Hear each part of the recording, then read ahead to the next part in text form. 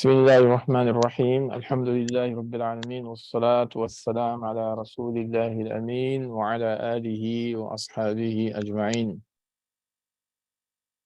أما بعد السلام عليكم ورحمة الله وبركاته. Donc Inch'Allah subhanahu wa ta'ala, nous remercions Allah Azza wa Jal de nous avoir accordé cette opportunité nouvelle afin de pouvoir avancer petit à petit dans ces cours d'éducation spirituelle. Donc aujourd'hui, Inch'Allah, avant de continuer sur nos cours de Madarij al-Salikin, nous allons faire une introduction importante sur l'actualité. Les ulama disent, wa alaykum salam, likulli maqamin maqal, wa likulli zamanin hadithuhu. À chaque situation, il y a des paroles qui sont appropriées à cette situation. À chaque temps, à chaque époque, il y a des paroles qui sont appropriées à cette époque-là. Donc, avant de continuer dans notre livre, ce qui est d'actualité actuellement, qui, au point de vue religieux, nous pousse aussi à donner des enseignements par rapport à ça, c'est ce que vous savez par rapport au tremblement de terre qui s'est produit dans ces pays-là, qui sont des pays musulmans, la Turquie et la Syrie. Donc, Falilah ilhamd, la première des choses déjà, en tant que musulman, c'est d'exprimer sa solidarité pour toutes les victimes de ce tremblement de terre. Déjà, ceux qui sont décédés parmi eux, qu'Allah Azza wa Jal leur accorde son pardon et son paradis. Et ceux qui ont perdu des proches, des amis, la famille, qu'Allah Azza wa Jal leur accorde une grande patience. Et ceux qui sont sortis blessés, de cette grande épreuve, qu'Allah Azza wa Jal leur accorde la guérison. Donc, il faut savoir déjà, du point de vue islamique, le tremblement de terre, de façon générale, surtout la multiplication plutôt des tremblements de terre, sont un signe parmi les signes de la fin des temps. Donc, ce qu'on appelle Ashratu Sa'a. Et vous savez, les savants catégorisent les signes de la fin des temps en deux grandes catégories. les petits signes ou les signes mineurs et les signes majeurs. Donc, les signes mineurs sont innombrables, sont nombreuses. Tandis que les signes majeurs, on peut les énumérer, on peut les compter. Et les signes mineurs, nous avons déjà vu beaucoup et ils continuent à se produire. Et la multiplication des tremblements de terre font partie des signes mineurs de la fin des temps. Le grand imam al-Bukhari, rahimahullah, il a rapporté dans son Jami al-Sahih, d'après Abi Hurairah radiyallahu anhu, que notre très cher et bien-aimé prophète Mohammed sallallahu alayhi wa sallam a dit: La taqumu as-sa'atu hatta yuqbada al-ilmu wa takthura az-zalazilu wa yataqarabu az-zamanu wa tadhhara al-fitanu wa yakthura al-harju.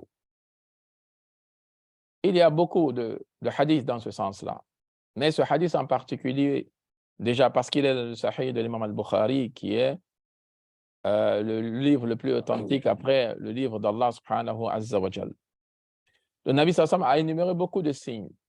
Parmi les signes de la fin des temps, il a parlé de la traduction de ce hadith, la taqumu sa'atu hatta yuqbada al-ilm. L'heure ne viendra pas jusqu'à ce que la science soit enlevée. La science, al-ilm, le savoir. Et ça, c'est une chose que nous voyons de plus en plus. Mais attention, la science ne sera pas arrachée, la science sera enlevée par la mort des détenteurs de la science, c'est-à-dire les ulama, bi maut et ulama. Et si vous voyez aujourd'hui des grands ulama qui ont existé dans le passé, hein, quand on lit leurs livres, quand on entend leurs récits, nos cœurs se remplissent de force, de vigueur. Ces ulama-là sont en train de partir les uns après les autres. On vit dans un temps, je ne dis pas qu'il n'y a pas de ulama, mais les ulama, comme ils ont existé dans les époques anciennes, se font très, très rares. Donc, la science sera enlevée, ou la science va diminuer. Dans d'autres versions de Sahih al-Bukhari, c'est yanqusul amal, c'est-à-dire que les œuvres vont diminuer. Même ceux qui apprendront, ceux qui détiendront la science, tous ne pratiqueront pas ce qu'ils apprennent. Ou bien, même s'il y a une diffusion des informations relatives à la science, la pratique ne suivra pas. C'est que les gens seront des qawwalin et pas des fa'alin. Ce seront des gens des paroles, mais pas des gens des actes. Ensuite, le Nabi sallallahu alayhi wa sallam dit wa takthuru az-zalazilu. L'heure ne viendra pas jusqu'à ce que les tremblements de terre se multiplient. Il parle de multiplication. Wa takthuru az-zalazilu. L'heure ne viendra pas jusqu'à ce que les tremblements de terre se multiplient. Ensuite, il dit wa yataqarabu az-zaman, et que le temps se rétrécit. Parmi les signes de la fin des temps, il y a le rétrécissement du temps. Le Hafiz ibn Hajar al-Asqalani, rahimahullah, le grand savant qui a commenté le Sahih de l'imam al-Bukhari, rahimahullah, subhanahu wa ta'ala, quand il a commenté ce hadith, il a dit, nous le constatons à notre époque. Et lui, il a vécu au 8e siècle. Il a dit, nous constatons à notre époque par rapport à l'époque précédente que le temps est en train de se rétrécir dans le sens où le temps n'a plus la baraka qu'elle avait avant, n'a plus de bénédiction qu'elle avait avant. Ce que nous faisions avant, en si peu de temps, aujourd'hui, on ne voit même pas ce temps. En beaucoup de temps, on ne le voit même plus ce temps aujourd'hui. Donc, ça veut dire que le temps a perdu de sa bénédiction. Donc, ce rétrécissement, les ulama disent, peut être considéré au sens réel comme au sens figuré. Au sens réel, ça c'est lorsque le Dajjal il va venir. Le temps va se rétrécir. Le premier jour qui va passer sera comme une année, l'autre jour sera comme un mois, et les autres jours vont s'écouler comme des semaines. Donc, ça veut dire réellement, physiquement, si on peut se permettre d'interpréter ça comme ça, le temps va se rétrécir. Mais le ulama dit ça, c'est à la venue de Masih Dajjal. Mais sinon, nous, on sent le rétrécissement du temps de façon abstraite, c'est-à-dire que c'est la baraka du temps qui est enlevée. Vous-même, regardez. Nous, on se rencontre ici tous les premiers vendredis du mois. Ça passe d'un vendredi à un autre du mois, c'est rapide. Dans un mois et quelques jours, on sera pendant le mois de Ramadan. Vous vous rappelez le Ramadan dernier, on était ici encore par la grâce d'Allah Azza wa Jal. Donc la baraka, la bénédiction dans le temps. Nabi sallallahu alayhi wa sallam dit, ça fait partie des signes de la fin du temps. Et même dans un autre hadith, Nabi sallallahu alayhi wa sallam dit, yataqarabu zaman. Le temps va se retracer hatta takuna sanatu kashahari, tel que l'année sera comme un mois. L'année s'écoulera comme un mois. Wa shahru kal jumu'ati. Et le mois comme un jumu'ah. Un jumu'ah, c'est-à-dire ici une semaine. Wal jumu'atu kal yawmi. Et le jumu'ah va passer comme un jour. Et le jour comme un moment. Kasa'a. Et le moment comme le temps de brûler une feuille de palmier sèche.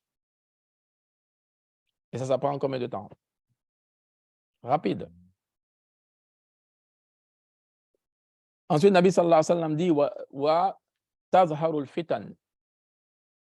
Les fitna. Et fitna en arabe, ça a un sens hyper large. Fitna, on peut traduire par des épreuves. Fitna, on peut traduire par des troubles. Fitna, on peut traduire par des tribulations. Fitna, on peut traduire par des tentations. Nabi sallallahu alayhi wa sallam dit wa tazharul fitan. Au pluriel, les fitna vont se multiplier. Les tentations, les troubles, les épreuves, les difficultés, les tribulations. Il a dit wa yakthuru al-harj. Et le harj va aussi se multiplier. Dans certaines versions, ils ont dit wa ma al-harj. C'est quoi al-harj? Oh, Nabi sallallahu alayhi wa sallam, il dit al-qatl, al-qatl. C'est le meurtre en masse. Le meurtre, le meurtre. Et aujourd'hui, regardez. Combien de gens meurent? Combien de gens sont tués dans le monde?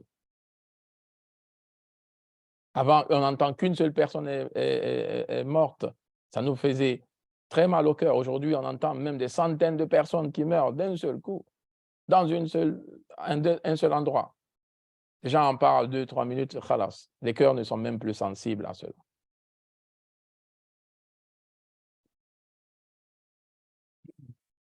Et nous, ce qui nous intéresse dans ce hadith-là, c'est la partie où Nabi sallallahu alayhi wa sallam dit wa takthuru zalazilu. Les tremblements de terre vont se multiplier. Cela fait partie des signes de la fin des temps. Wa takthuru az-zalazilu. Les tremblements de terre se multiplieront. Hafiz ibn Hajar al-Asqalani, le grand savant de hadith qui a commenté le Sahih de Bukhari, il a dit وَقَدْ وَقَعَ فِي كَثِيرٍ مِنَ الْبِلَادِ, que ces tremblements de terre ont eu lieu dans beaucoup de pays. Et Hafiz, il parle déjà, quand il parle de son époque, au 8e siècle. Il dit ces tremblements de terre-là se sont produits dans beaucoup de pays, al-Shamaliya, al-Sharqiya, al-Gharbiya, des pays du nord, des pays de l'est et des pays de l'ouest. Ça, c'est dans le Fath al-Bari de Imam Ibn Hajar al-Asqalani. Que ces tremblements de terre ont eu lieu. Waqa fi kathirin, a été dans beaucoup de pays. Shamaliya, des pays du nord. Sharqiya, des pays de l'est. Gharbiya, des pays de l'ouest. Mais il dit walakin alladhi yazharu anna al-murada بِكَثْرَتِهَا شُمُولُهَا وَدَوَامُهَا. Mais quand Nabi sallallahu alayhi wa sallam dit wa taksuru zalazil, l'imam Ibn Hajar a dit, ici cela veut dire que ces tremblements-là vont se généraliser et même vont persister. Qu'il y a eu des tremblements dans ce qu'il a cité, dans de nombreux pays à travers le monde. Mais il dit, le mourad, c'est-à-dire le but de Nabi sallallahu alayhi wa sallam dans ce hadith-là, c'est de dire que parmi les signes de la fin des temps, c'est que ces tremblements-là vont se généraliser et vont persister. La généralisation et la persistance. Et quand de généralisation, ne soyez pas étonnés parce que certains sont étonnés, mais la Turquie, c'est un pays musulman, mais la Syrie, c'est un pays musulman. Mais comment ça se fait? Et, subhanallah. La généralisation, ça veut dire que ce soit un pays musulman ou un pays non musulman. C'est ça la généralisation. Et la persistance. Et Hafiz ibn Hajar, il dit aussi que il y a un hadith de Salama ibn Nufayl, radiyallahu anhu, qui est dans le Musnad de l'imam Ahmed ibn Hanbal, dans lequel Nabi sallallahu alayhi wa sallam dit wa bayna yaday sa'ati mawatanun shadidun wa ba'dahu sanawatu zalazil. C'est là où on voit la véracité de l'islam. L'islam, c'est haqq, c'est la vérité. Le Coran, c'est haqq, c'est la vérité. Les paroles de Nabi sallallahu alayhi wa sallam qui lui sont authentiquement attribuées, c'est haqq. Nabi sallallahu alayhi wa sallam dit, avant la venue de l'heure, il y aura mawatanun shadid, de graves épidémies. Shadid, de graves épidémies.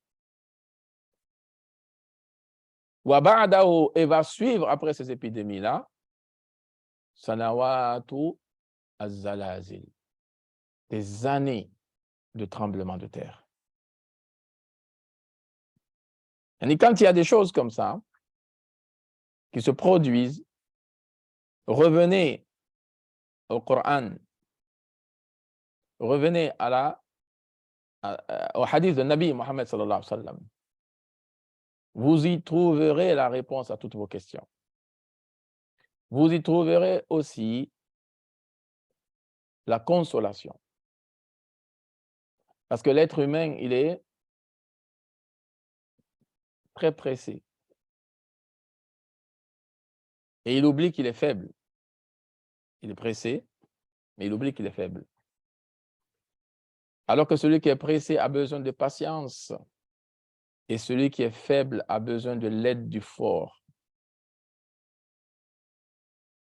Et la patience, c'est l'emprisonnement du nafs par rapport à la précipitation. C'est une prison, oui, mais une prison volontaire.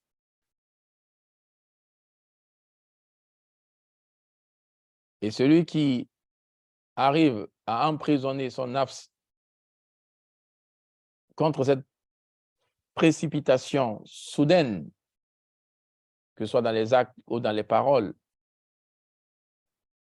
il récoltera des fruits qu'il va savourer dans ce bas monde, d'abord, avant de vivre dans la félicité de l'au-delà. Mais la patience, il faut la faire, il faut patienter pour Allah. Il y a des patiences où on n'a pas le choix. Et il y a la patience où on a le choix. Et la vraie patience, c'est là où on a le choix. Entre se venger et ne pas le faire. Entre répondre et ne pas le faire. Ça, c'est la vraie patience. C'est pour ça que Nabi sallallahu alayhi wa sallam dit « Innama sabru inda sadmatil oula ». La patience, c'est au premier choc. C'est ça la patience. Un de nos Oustaz Cheikh Abdel Hamid ibn Ishaq, hafidhahullahu wa ra'ahu, il était en train de donner un cours à la mosquée. Il y avait des centaines d'étudiants devant lui. Il donne un cours. Une personne vient et il lui parle à l'oreille pendant qu'il faisait le cours. Il lui parle à l'oreille. Et le cheikh, il baisse la tête après avoir écouté ce que la personne elle a dit. Il relève la tête. Il continue son cours avec les larmes qui coulent à ses yeux. Et à la fin du cours, il dit, on vient de m'annoncer le décès de ma sœur, de sa grande sœur. Il n'a pas arrêté le cours. Il a versé des larmes. Il a continué son cours. Et à la fin, il a donné la mauvaise nouvelle. Yani, ça, c'est volontaire. C'est une patience volontaire. Mais c'est pour Allah. Wali rabbika fasbir. Allah dit dans le Coran, pour ton Seigneur patiente. Pour un salaire, combien patiente? Pour une voiture, combien il patiente? Mais toutes ces patiences-là, c'est une vanité. C'est vain, V-A-I-N. C'est vain. Qu'est-ce qu'on gagne? À part le matériel, peut-être. Ça, Allah dit à Nabi sallallahu alayhi wa sallam, Wali rabbika fasbir.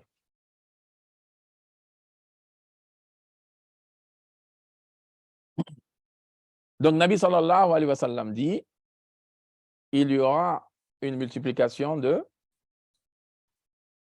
tremblements de terre. Une autre question que les gens se sont posées ces jours-ci, c'est, voilà, ce sont des pays musulmans, que ce soit la Turquie, que ce soit la Syrie et tout ça.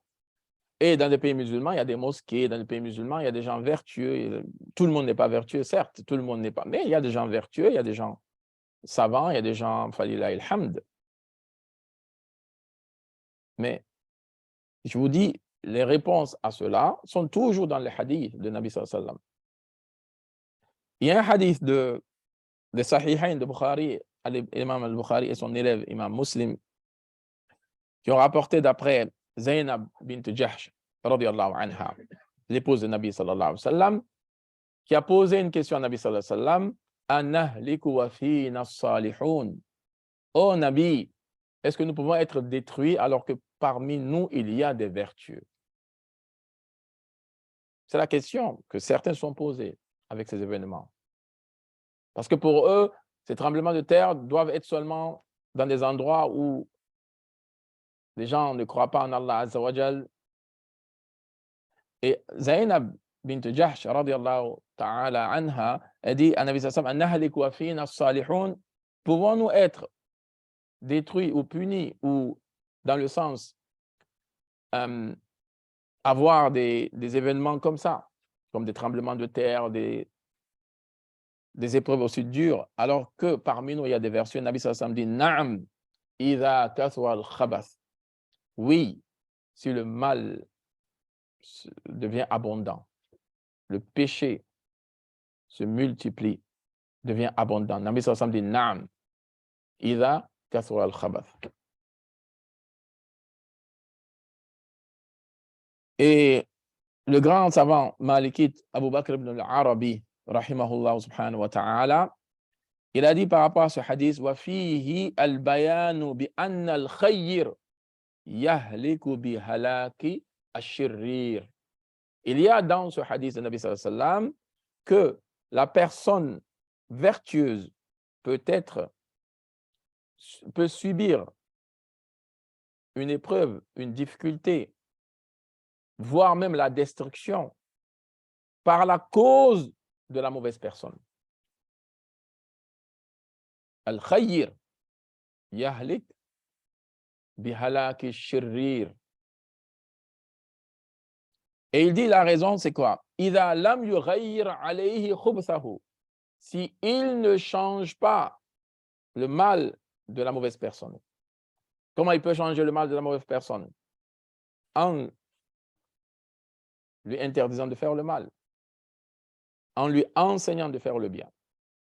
Si la personne se contente que d'elle, moi je suis vertueux, moi j'apprends ma religion, moi je récite le Coran, moi je prie la nuit, moi je donne la zakat, moi je fais mon hajj, moi je fais la umrah, moi je donne des sadaqat. Le mauvais qui reste dans son mal, moi je suis dans mon bien.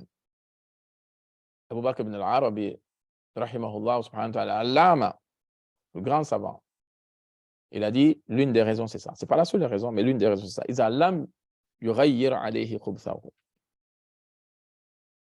Donc Allah peut punir le vertueux pour ça.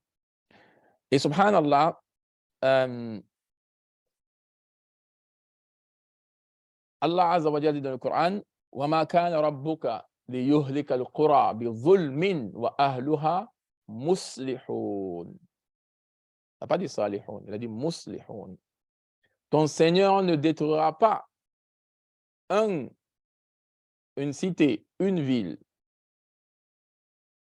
pour une injustice, alors que les gens de cette ville sont muslihun, reformateurs. Il n'a pas dit salihun. Vous voyez la différence? C'est le Coran qui parle. Wa ahluha muslihun. Muslihun, c'est-à-dire qui sont là pour reformer les autres, qui sont là pour aider les autres à se reformer. Qui ne sont pas en train de penser à eux seulement. La vertu, moi je veux être vertueux, khalas. Et même aujourd'hui, ce qui fait une des pensées des musulmans, hein, c'est que moi, ma famille, khalas. Il y a un cheikh qui dit que celui qui ne pense qu'à balayer devant chez lui, hein, il sort la saleté de chez lui, il nettoie chez lui, il ne faut pas qu'il oublie que quand le vent viendra, la saleté de son voisin rentrera chez lui. Hein. Si une personne dit, moi, je ne cherche que moi et ma famille, moi, ma femme, mes enfants, khalas, le reste, je m'en fous complètement. Donc, je me contente de nettoyer chez moi. Je me contente de faire le ménage chez moi. Et les autres, je les vois, les voisins et tout, chez eux, il y a des ordures de partout. Mais il ne faut pas qu'il oublie qu'il y a des jours de vent. Il y a des jours où le vent tourne. Donc, la saleté qui est chez les autres risque de venir à ta porte, si ce n'est même pas dans ta maison carrément. C'est pour ça Allah Azza wa Jal dit wa ahluha muslihun. Ils ne sont pas seulement vertueux, mais ils aident les autres aussi à devenir comme eux des vertueux. طيب. Ensuite, Omar, radiyallahu anhu, il est rapporté que à son époque, il y avait un tremblement de terre. Et Omar, radiyallahu anhu, il était khalifa. Hein? C'est Amir al-Mu'minin, le premier qui a été nommé Amir al-Mu'minin. C'est Omar, radiyallahu anhu. Khalifati Rasulillahi sallallahu alayhi wa sallam. Autant d'Abu Bakr, on disait khalifa. Khalifatu Rasulillahi sallallahu alayhi wa sallam. Amir al-Mu'minin a commencé autant de Omar, radiyallahu anhu. Omar, que le Nabi sallallahu alayhi wa sallam a dit, s'il prend un chemin, Shaitan prend l'opposé. Nabi sallallahu alayhi wa sallam a dit ça de Omar, radiyallahu anhu. Mais imaginez-vous, même au temps de Omar, il y avait un tremblement de terre. Donc, qui s'étonne aujourd'hui, hein, qu'il y ait des tremblements de terre dans des pays musulmans, des tremblements de terre dans... Subhanallah. Ça peut arriver partout. Donc, c'est une généralisation. Donc, au temps de Omar, il y avait un tremblement de terre. Omar s'est levé, il a fait une khutbah. Il a dit, Ya ayyuhan nas, ma kanat hadhihi az-zalzalatu illa an shay'in ahdathtumuhu. Il dit, ce tremblement qui a eu lieu, c'est à cause d'une chose que vous avez faite. Une chose que vous n'aviez pas l'habitude de faire, vous l'avez faite. Et ensuite, il dit Walladhi nafsi biyadi in aadat la usakinukum fiha abadan. S'il y a un autre tremblement de terre, je ne resterai plus sur cette terre avec vous. Parce qu'il a compris que ce tremblement, c'était le résultat du péché. Omar radiyallahu anhu, il dit s'il y a un autre tremblement de terre, la usakinukum fiha abadan. Je ne résiderai plus avec vous sur cette terre-là. Nous, combien de tremblements on a entendu? Hein? Nous sommes encore là. Est-ce que nous avons pensé même que nos péchés ont été peut-être la cause de cela? Attention, ça ne veut pas dire que ce sont les gens de la Turquie qui ont fait des péchés, les gens de la Syrie qui ont fait des péchés, Allah les a punis. Et nous, on est ici tranquilles. Oh, il ne faut pas voir ça comme ça. Hein? Nous-mêmes, nous sommes impliqués dans les péchés. Comme le poète il a dit, Kharajta ila dunya bila dhambin wa udta kharajta min at-turabi bila dhambin wa utta ila at-turabi wa kulluka dhunubu. Tu es sorti de terre, c'est-à-dire Allah t'a créé de terre sans péché. Et tu es retourné dans le sous-terre, de la tête aux pieds, tu n'es rempli que de péché. Donc les péchés ont des conséquences. Et parmi ces conséquences-là, il y a les engloutissements, il y a des tremblements de terre, il y a tout ça. Et Al-Hafidh Ibn al-Qayyim, rahmatullah alayhi, il dit وَمِن تَأْثِيرِ الْمَعَاصِي فِي الْأَرْضِ مَا يَحُلُّ بِهَا مِنَ الْخَسْفِ وَالزَّلَازِلِ وَمَا يُمْحَقُ مِنْ بَرَكَتِهَا. Il dit parmi les effets des péchés sur terre, il y a le fait qu'il y a ces choses-là, des engloutissements, des tremblements de terre, et même les gens sont privés de la baraka. Regardez aujourd'hui dans la nourriture, regardez dans tout. Elle est où la baraka? Les gens travaillent beaucoup plus qu'avant, hein, dans le sens des heures, de nuit, de jour, de ceci, de cela. Les gens, ils accumulent souvent beaucoup de boulot. Le père, il travaille, la mère, elle travaille, souvent même les enfants, ils travaillent. Mais vous voyez, les gens sont tout le temps en train de se plaindre, tout le temps en train de pleurer, tout le temps en train de, voilà, de dire que nous manquons de ceci, nous manquons de cela, nous manquons de ceci, nous manquons de cela. Alors que la dunya que nous avons aujourd'hui, vous savez, même Pharaon ne l'a pas eu. Hein? Notre dunya, il est mieux que celui de Pharaon. Pharaon n'a pas connu des téléphones smartphones, pas connu des voitures. Pharaon ne se déplaçait pas en voiture. Hein? Hein? Nous, cette dunya, cette facilité qu'on a aujourd'hui, ce luxe qu'on a aujourd'hui, il n'avait pas ça. Hein? Donc, il faut arrêter de dire que voilà, les gens d'avant, Pharaon, ceci, cela, alors que nous, on a un dunya mieux que eux, dans le sens où Allah nous a facilité beaucoup plus de choses que eux. Donc, nous avons plus de dunya que lui. Parce que nous déplaçons plus facilement, nous communiquons plus facilement. Nous avons plus d'avancées au niveau technologique. La régression, elle est au niveau de la morale et au niveau de l'éthique. Et malheureusement, elle est au niveau du cœur. Parce que c'est ça le centre. S'il est corrompu, c'est tout le corps qui va suivre. Le cœur, il est corrompu, la pensée le sera. La pensée de la personne. Si le cœur il est illuminé, sa pensée le sera. Illuminée. Le cœur il est obscur, la pensée sera obscure. Le directeur de notre corps, c'est le cœur. Hein? La forteresse que Shaitan aimerait briser en nous, c'est le cœur. Shaitan n'a que faire de notre physique, hein? Qu'il est grand, qu'il est petit, qu'il est blanc, qu'il est noir, qu'il est... Non, non, non. N'a que faire de ça. Nabi sallallahu alayhi wa sallam dans un hadith authentique. وَشَرُّ مَا أُعْطِيَ الرَّجُلِ قَلْبُ السُّوءِ فِي سُورَةٍ حَسَنَةٍ. La pire des choses qu'un être humain a, c'est un mauvais cœur dans une belle apparence. C'est que physiquement, masha'Allah. Aujourd'hui, comme ils font du sport, hein, masha'Allah, pour avoir des tablettes de chocolat, masha'Allah. Hein? Ils font du sport, c'est bien de faire du sport.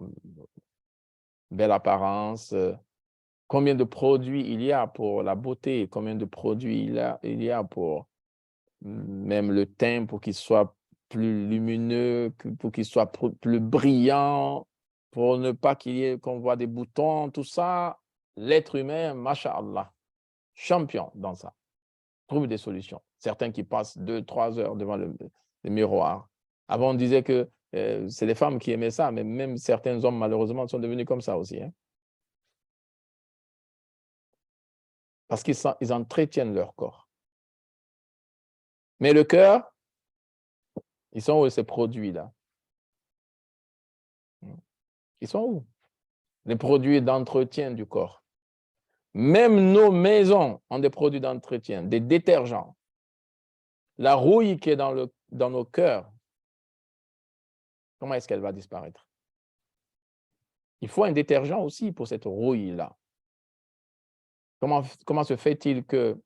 Il y a un cher qui disait, il y a un cher de chez nous, hein, il y a eu une inauguration dans un village d'une grande mosquée et tout, donc ils lui ont demandé des conseils. Il a dit, ô musulmans, soyez unis. Et celui qui posait la question au cher, il a dit, mais donnez-nous le secret de l'union. Comment nous, musulmans, on pourra être unis? Il dit, écartez-vous de ces 3 maladies-là. Numéro 1, il dit, al-hasad, la jalousie. Écartez-vous de la jalousie. Deuxième, al-hirs, la convoitise, convoiter ce bas monde, convoiter ce que les gens ils ont. Et troisièmement, il dit al-kibr, l'orgueil. Il dit dans toute communauté, dans toute nation, dans tout peuple, s'il y a ces 3 maladies, ils ne seront jamais unis. Ils peuvent être shaklan unis, suratan unis, de façon apparente, mais pas réelle. Comme Allah dit dans le Coran, tahsabuhum jami'an wa qulubuhum shatta. Quand tu les vois, tu te dis qu'ils sont ensemble, mais leurs cœurs sont divisés. C'est comme si vous allez au marché, vous trouvez, il y a du monde, hein, pour vous, mais ils sont nombreux, mais une personne a dû venir au marché pour voler, une autre personne est venue pour acheter, une autre personne est venue pour vendre, une autre personne est venue pour contrôler, une autre personne est venue pour perdre du temps, c'est tout. Il a du temps, ben, je vais aller au marché. Donc, vous voyez une foule, vous voyez un groupe, mais en vérité, ils ne sont pas unis. Et cette communauté, malheureusement, elle est en train d'aller vers ce... Mais tant qu'il y a la jalousie, tant qu'il y a al-hirs, et Allah nous dit dans le Coran, « Was'alullaha min fadlihi » demandez à Allah sa grâce. Comment convoitez-vous ce que les gens ils ont? Comment peux-tu convoiter? Et le pire, c'est quand on convoite le dunya de quelqu'un. Chacun est né avec son dunya. Vous ne pouvez pas avoir le dunya de quelqu'un d'autre. Ce n'est pas possible. Chacun est né avec son dunya. Chacun va vivre dans ce monde avec son dunya, avec le qadar qu'Allah lui a donné. C'est pour cela que la manifestation parfaite de la foi se voit où Abdullah ibn Abbas dit, lorsque tu as la certitude que ma asabaka lam yakun yukhti'ak wa ma akhta'aka lam yakun yusibak, que tout ce que tu as eu ne pouvait te rater et tout ce qui t'a raté tu ne pouvais l'avoir. Là, tu vas perfectionner ta foi. Perfectionnement de la foi, ce n'est pas dans ta quantité de hadiths que tu as mémorisé, dans la quantité de versets coraniques que tu as mémorisé.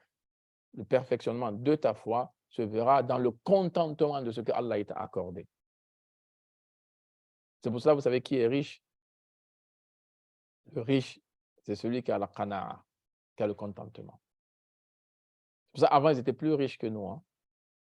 Ça, Nabi sallallahu alayhi wa sallam dit, « Laysa al-ghina an kathratul arab » La richesse ne consiste pas à l'abondance des biens. Innamal ghina ghina al-qalb. Dans une autre version, innamal ghina ghina al-qalb, ghina al-nafs. Que la richesse, la vraie, c'est la richesse du cœur. La richesse, la vraie, c'est la richesse de l'âme. C'est ça la vraie richesse. Ce n'est pas kathratul arab. Aujourd'hui, c'est ce que les gens aiment. Il a une maison, il a une belle voiture, il a une, machallah, de belles choses. Ah, il est riche. Non, non, non, non, non, non. Déjà, un riche, il ne convoite pas. Un riche, c'est celui qui est au-dessus du besoin. C'est-à-dire qu'il est content de ce qu'il a. Il est content de ce qu'il a. Et quand Allah Azza wa Jalla dit dans le Coran, Man amila salihan min dhakarin aw untha wa huwa mu'minun falanuhyiyannahu hayatan tayyiba, que celui qui fait une bonne œuvre, celui qui accomplit une bonne œuvre, qu'il soit un homme ou une femme, à condition qu'il soit croyant, Allah dit, nous allons lui faire vivre une belle vie. فَلَنُحْيِيَنَّهُ حَيَاةً طَيِّبَةً. فَلَنُحْيِيَنَّهُ. L'âme tawkid, pour ceux qui étudient Nahu, فَلَنُحْيِيَنَّهُ.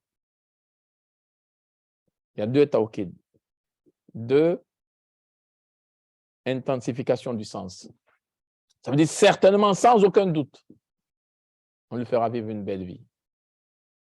Mais regardez la vie de Nabi sallallahu alayhi wa sallam.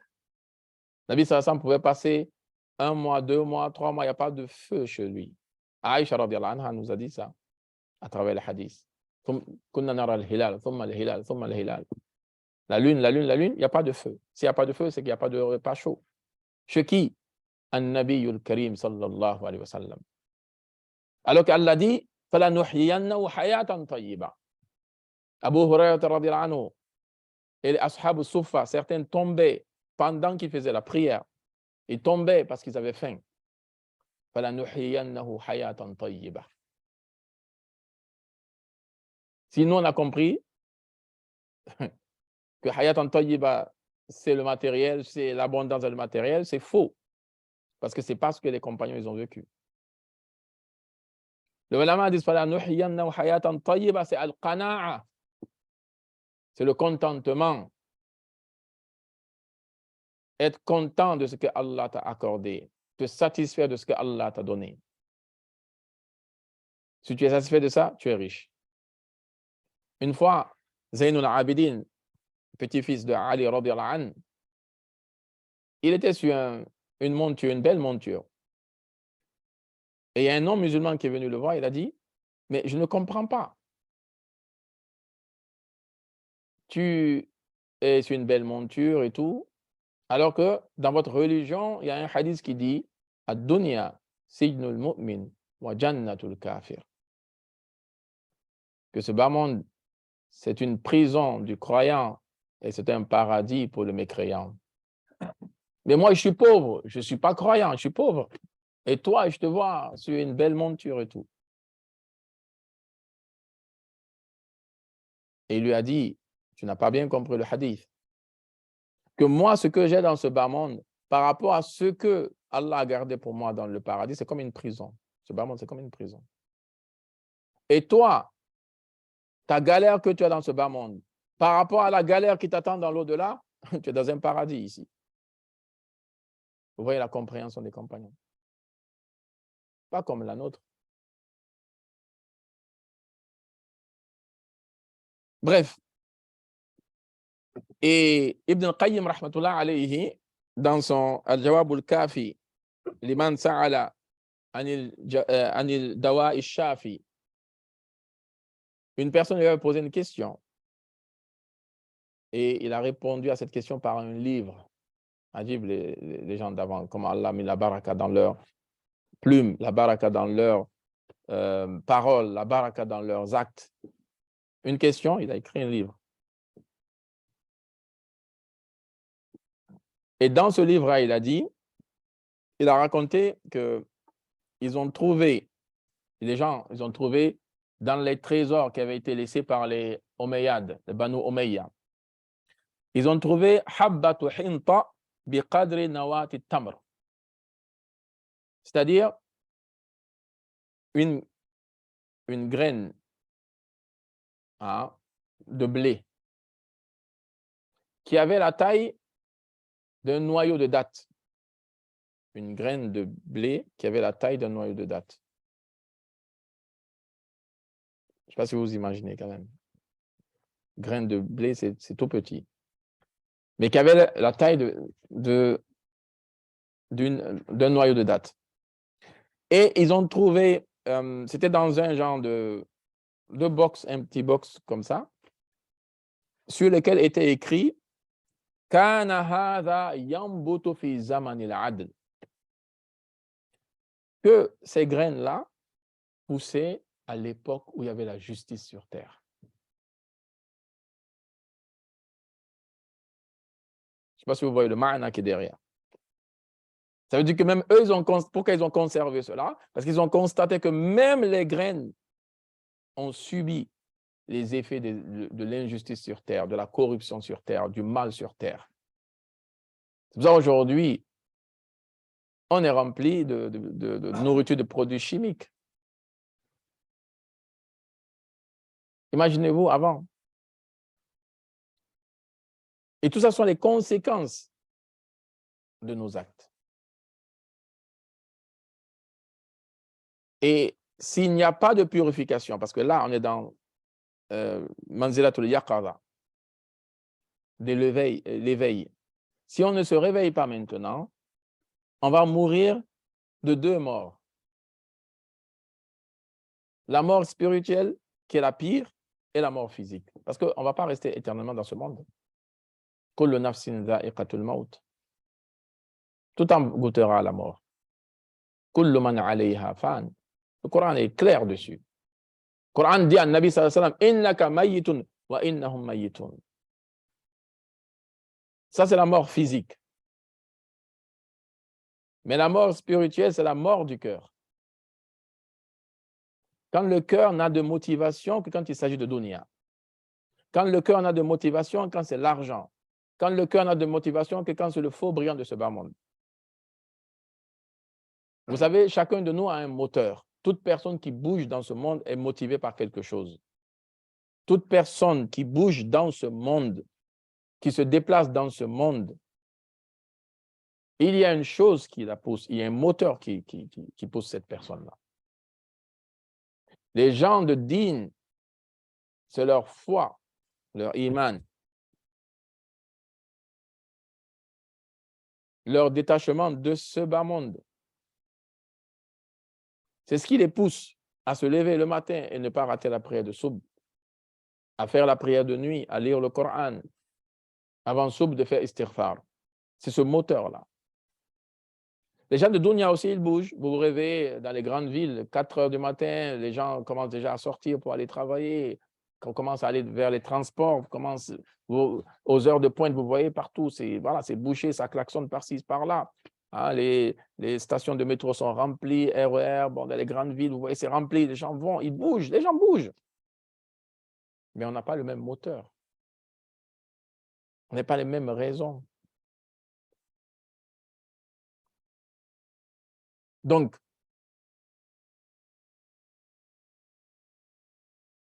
Allah Azza wa Jal, dans Surat al-Duha,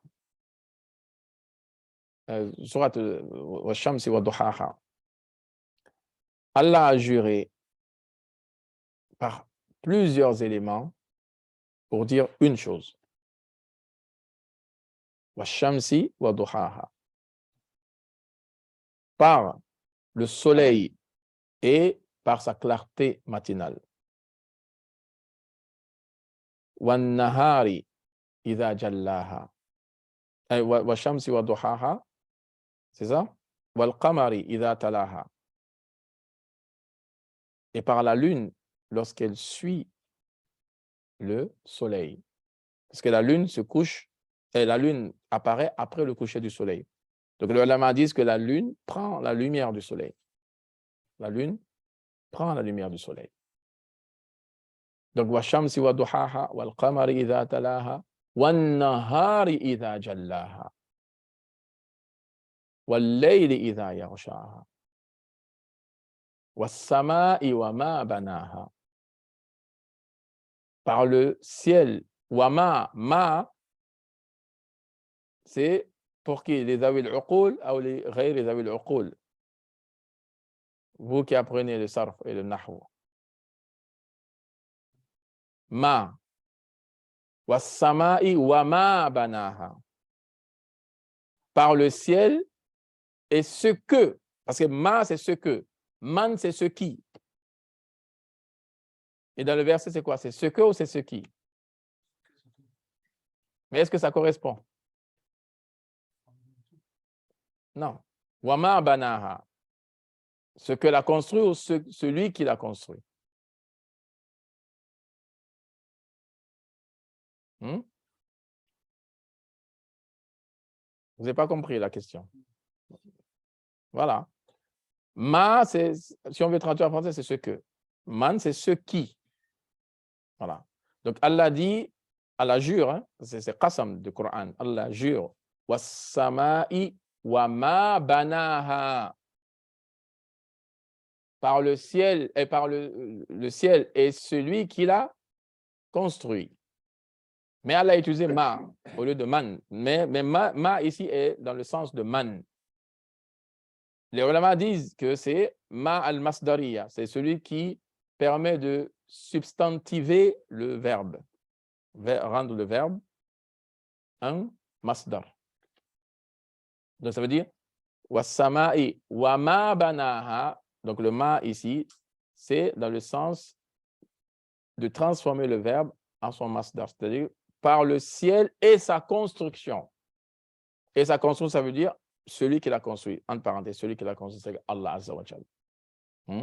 Si on garde ce ma-là. Sinon, on dit ce ma, il est dans le sens de man. Ce n'est pas là le but de ce que je veux dire. Ce que je veux dire, Allah a juré par tout ça. Wa shamsi wa duhaha, wal qamari idha talaha, wal nahari idha jallaha, wal layli idha yarshaha, was sama'i wa ma banaha, wa nafsin wa ma sawaha, fa alhamaha fujuraha wa taqwaha. Et là, l'objet du serment. Qad aflaha man zakkaha. Allah a juré par tous ces éléments-là pour nous dire ces deux choses-là qui vont suivre. Qad, avec certitude, aflaha, a réussi, man zakkaha, celui qui a purifié son âme.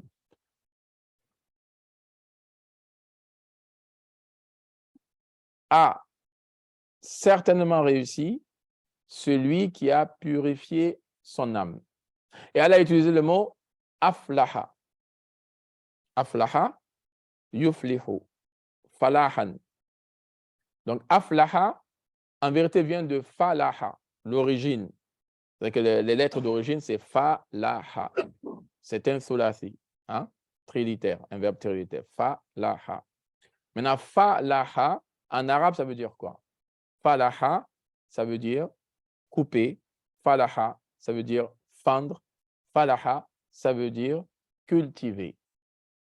Cultiver. L'agriculteur, comment on dit en arabe? Al-fallah. OK. Donc, aflaha vient de falaha. Falaha, c'est cultiver. Et cultiver quoi? Qad aflaha man zakkaha.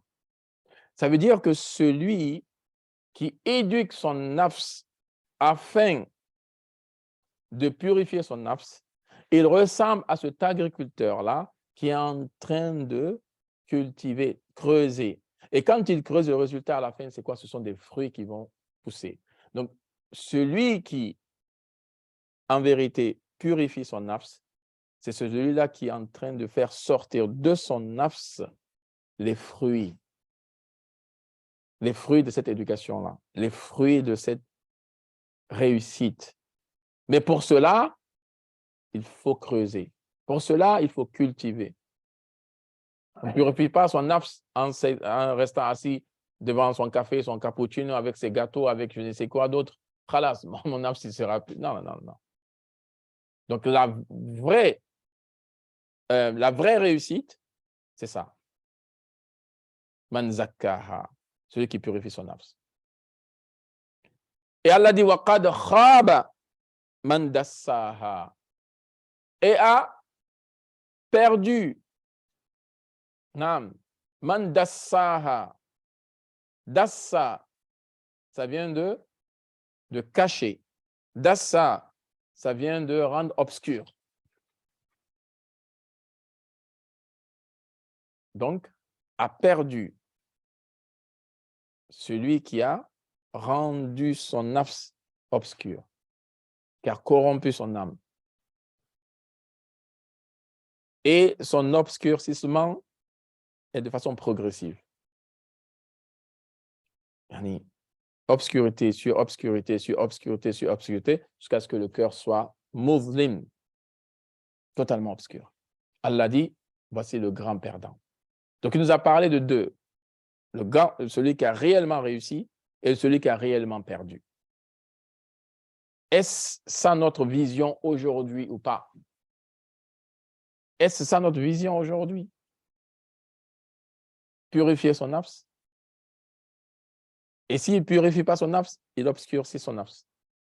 Il ne peut pas être au milieu, il ne fait rien. Non. Allah dit les deux. Qad aflaha man zakkaha wa qad khaba man dassaha. Donc, soit tu es au premier verset, Qad aflaha man zakkaha, et pour cela, il faut travailler sur ton nafs.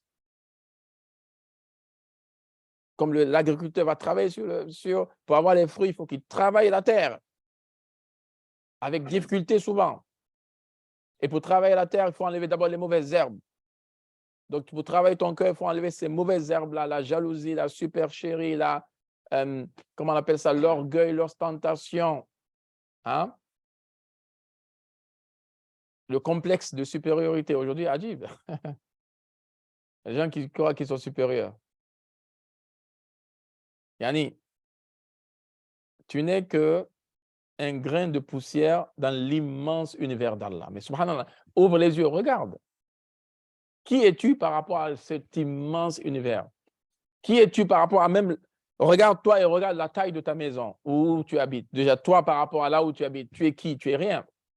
Par rapport à ton quartier, c'est encore rien. Par rapport à ta ville, c'est encore rien. Par rapport à ton pays, c'est rien. Par rapport au continent dans lequel tu vis, c'est rien.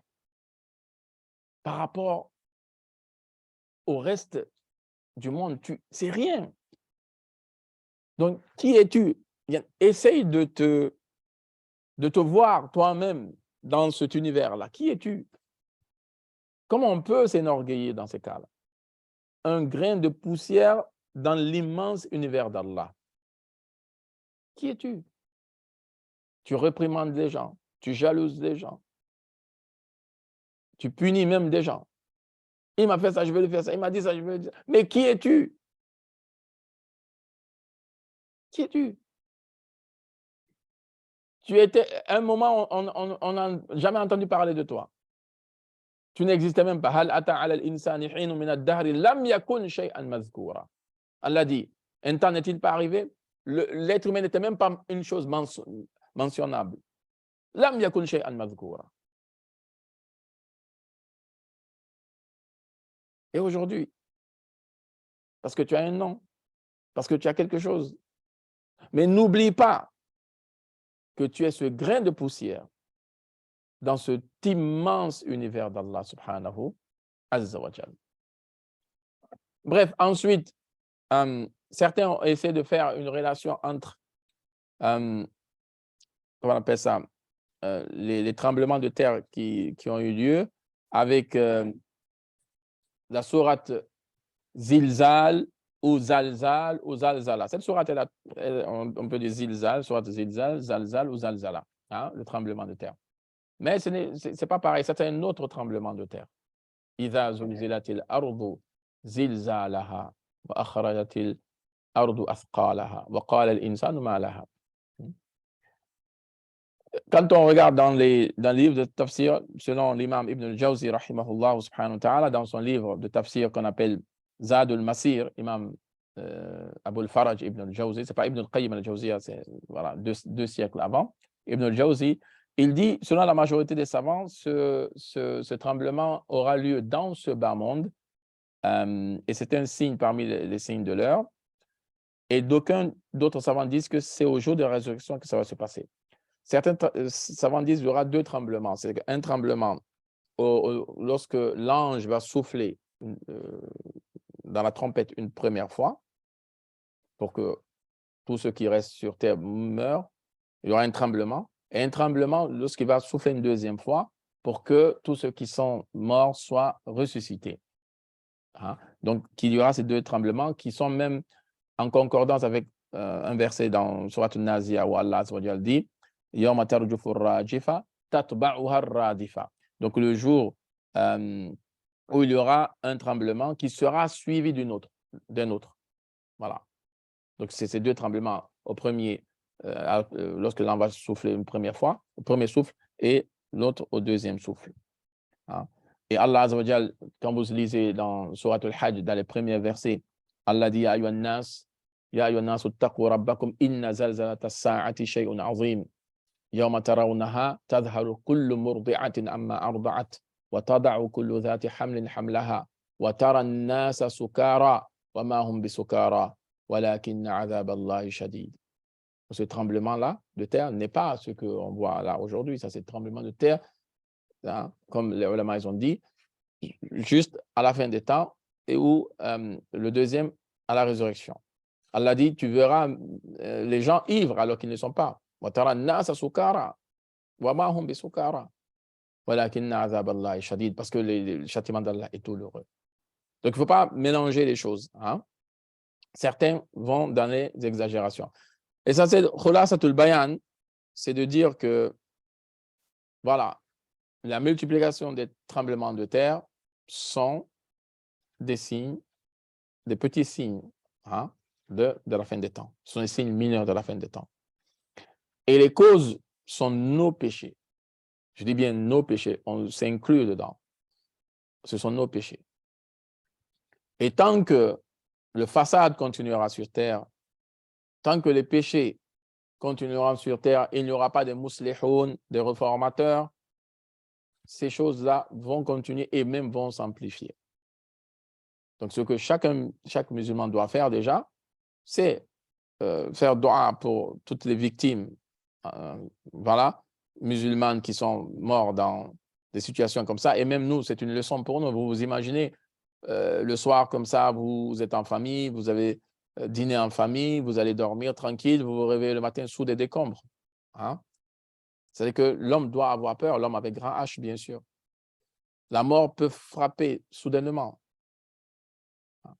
La mort n'est pas obligée de nous envoyer un avertissement ou quoi que ce soit. Imaginez-vous ces personnes-là qui sont allées dormir chez eux tranquilles et qui se réveillent, certains se réveillent sous des décombres, certains sont morts, certains... Vous voyez, ça, ce sont des leçons pour nous. Pour dire que le lendemain, il est incertain. Aujourd'hui, c'est certain. Là où tu es, c'est certain. Ça, Ibn al-Qayyim, rahmatullah alayhi, il dit al-waqtu ma anta fihi. Ton temps, c'est ce que tu vis là maintenant. Il faut arrêter de se projeter le futur. Vous savez, l'un des pièges de Shaitan, c'est tulul amal. Longue espérance. Quelqu'un qui dit, bon, dans 10 ans, je vais faire ça, dans 20 ans, je vais faire ça, dans 2 ans. Subhanallah. Vis ton temps là aujourd'hui. Profite de ce qu'Allah t'a donné aujourd'hui. Tu as le iman, tu as la force dans ton corps de mieux adorer Allah, de mieux... Fais-le maintenant. N'attends pas demain, parce que tu ne sais pas ce que demain te réserve. Pas, je ne parle pas forcément de la mort. Hein. Il peut y avoir d'autres incidents dans la vie, d'autres accidents de la vie qui peuvent être la cause que tu fléchisses, que tu ne peux même plus faire un soujoud. Imaginez-vous une personne qui n'a jamais posé son front par terre devant Allah Azza wa Jalla. Une personne qui n'a jamais dit Subhana Rabbiyal A'la. Il se pourrait qu'Allah t'éprouve, que tu ne puisses plus faire de soujoud. On voit combien de personnes qui prient sur des chaises, qui n'arrivent même plus à poser le front par terre. Combien de personnes qui n'arrivent même plus à faire un recours pour des problèmes de santé. Pour des problèmes... Tu es aujourd'hui, tu as la santé, profite. Lis ton Coran, apprends le Coran. Allah t'a donné, profite. Profite de cette jeunesse qu'Allah t'a donnée. Profite des moyens qu'Allah t'a donnés. Tu peux aider, tu peux donner des sadaqas, tu peux faire le maintenant. L'égoïsme, il faut le mettre de côté. Et l'une des grandes maladies qui est la cause de tous ces mots MAUX, c'est l'avarice. Al-Bukhl. Nabi sallallahu alayhi wa sallam dit dans le Adab al-Mufrad de l'imam al-Bukhari, wa ayyu da'in adwa min al-Bukhl. Est-ce qu'il y a une maladie pire que l'avarice? Si vous avez un membre de votre famille, qu'Allah nous préserve, qui vous dit, on m'a détecté une tumeur, on m'a détecté je ne sais quoi, on m'a diagnostiqué un cancer. Quel sera l'état de votre cœur déjà? Vous, je ne parle même pas de la personne dont on a diagnostiqué cette maladie en elle. Hein. Je parle de vous-même qui êtes un proche de cette personne. Vous allez faire quoi? Yarhamukallah. La première des choses, vous serez très triste et vous voudriez aider cette personne. Si on vous dit, il y a une personne qui peut l'aider à se soigner, cette personne est en Chine, mais il faut payer, je ne sais pas, 20 000 €. Toute la famille va s'associer, toute la famille va cotiser pour aller voir ce docteur pour soigner, parce que vous aimez le membre de votre famille. Pourtant, c'est une maladie physique. Et Allah ne jugera personne parce qu'il est mort du Covid, parce qu'il est mort d'un cancer, parce qu'il est mort d'une tuberculose. Il ne sera jamais jugé pour ça. Mais imaginez-vous, une personne de votre famille dit, moi je suis bakhil, je suis avare. Qu'est-ce que vous allez faire? Vous allez sourire même. Ah, toi aussi. Allez, vas-y là-bas. Mais c'est pire hein, que le cancer. Parce que ça, c'est la maladie du cœur. Donc, quelqu'un qui vient, ah, moi, je suis jalouse, ou je suis jaloux. Mais c'est une maladie sur laquelle la personne sera jugée. Et moi, j'aime trop ce bas monde. Je suis trop attaché au matériel. C'est une maladie du cœur. Donc, aujourd'hui, malheureusement, les gens ne considèrent pas les maladies du cœur. Ils dorment même tranquille. Celui qui est jaloux, il dort tranquille. Alors que celui qui est malade, il ne dort pas tranquille. Surtout si on lui diagnostique une maladie grave. Il perd l'appétit, il perd le sommeil, il perd. Pourquoi? Parce qu'il a peur pour sa vie, mais il n'a pas peur pour sa vie spirituelle. Qu'il soit rempli de toutes ces maladies, ce n'est pas grave. Mais s'il a des maladies physiques, là, c'est grave. Regardez notre vision et regardez notre façon de comprendre les choses. Qu'Allah nous donne la compréhension, on a un peu débordé du temps. Donc aujourd'hui, on voulait seulement faire un petit rappel sur ce qui s'est passé et que cela, ça peut nous servir de leçon, Inch'Allah subhanahu wa ta'ala. Donc la prochaine fois, on va continuer sur Al-Yaqadha. سبحانك اللهم وبحمدك أشهد أن لا إله إلا أنت أستغفرك وأتوب إليك السلام عليكم ورحمة الله وبركاته